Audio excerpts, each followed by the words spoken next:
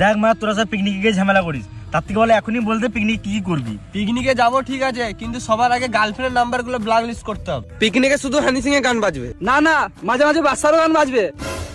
তাহলে মানে আমি যাবো না, তোরা যা গান মারা গা। ঠিক আছে হানি সিং। দেখ আমি আগে থেকেই বলে দিচ্ছি, বিয়ার থাকলে আমি খাবো না, শুধু মদ আর মাংস খাবো। বেশ, যেটা পাবো সেটা খাবো।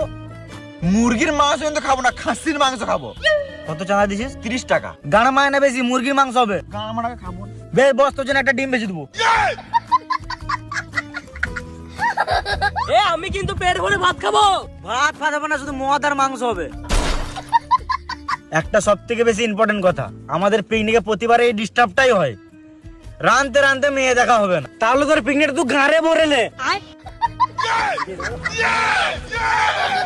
বেলা রান্না বন্ধ রেখে মেয়ে দেখবো।